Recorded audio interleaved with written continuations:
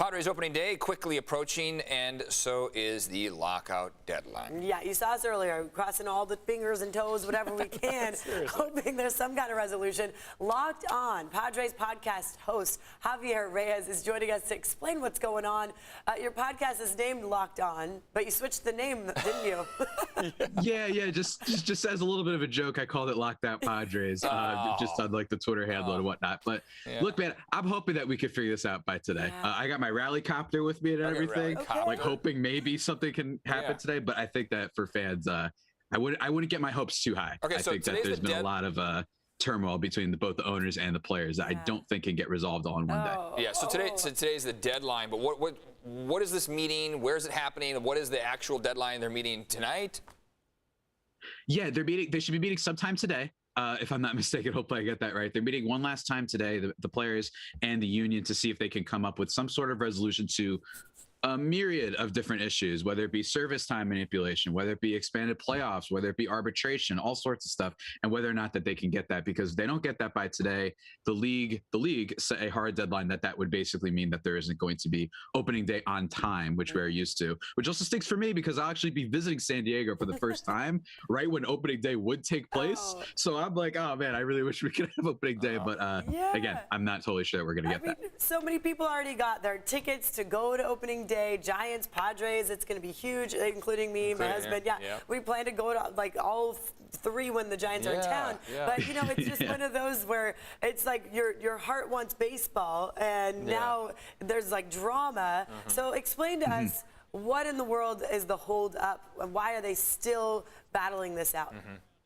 I think it expands back to the last time the collective bargaining agreement was kind of expired, and that the players really kind of gave in, like in almost every way last time. They kind of bent over in a lot of ways, and now they're trying to get a lot of that stuff back. And what we've seen, at least from what I've seen, is that there's questions to whether or not the owners are actually negotiating in good faith, because the players have been the ones to send out a lot of proposals. And, you know, just Chelsea Janes, who's a great reporter over that Washington Post, is saying like the players offered to come down in this one area from 75% of players with 2 years of service time qualifying for arbitration. They were willing to bring their asking price down to 35%, which would be up from the 22% it is now. Like, there's little things like that where they're willing to kind of go out there.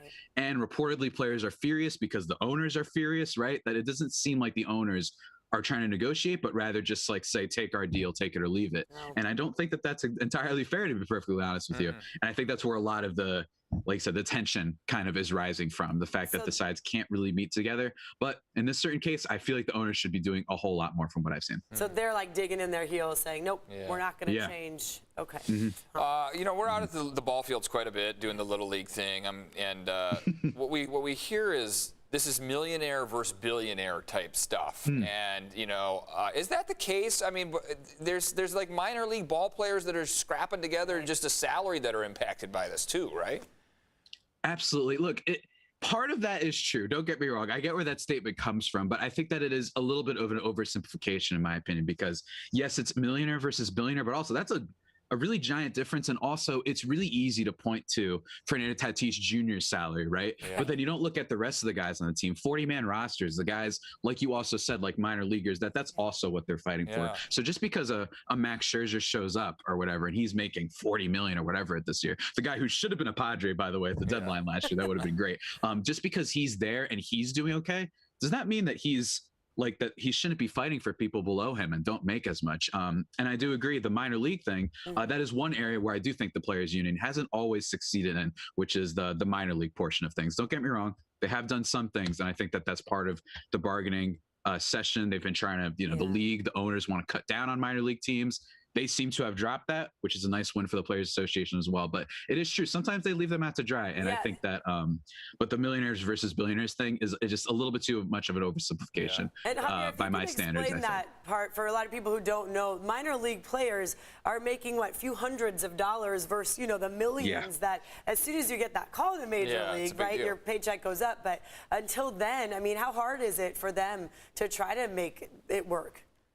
Oh, it's really bad. It's really bad. It's been chronicled a lot. You could just Google stuff and you can bring up all these great pieces from a bunch of different sites that, you know, break this stuff down. And it's true. It's even if you do get past that, we got to keep in mind that, yes, you can make a lot of money in the majors for sure, but that's not the large majority, right? That's not the large majority. Not everybody's Max Scherzer, right? When they get into the league, not everybody's Tatis or Manny Machado and whatnot.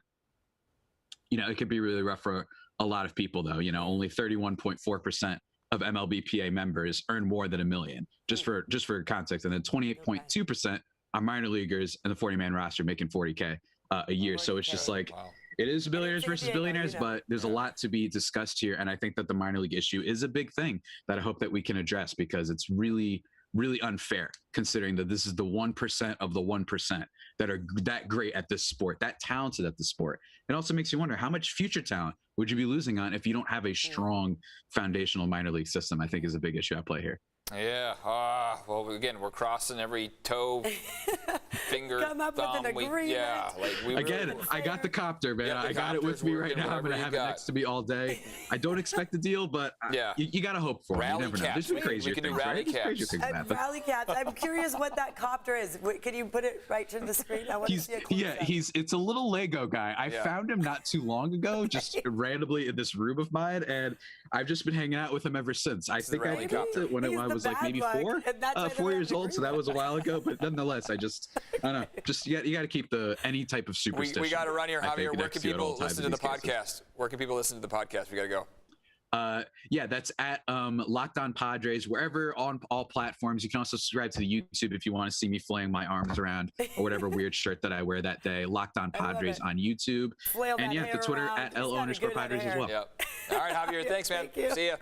All right. See you later.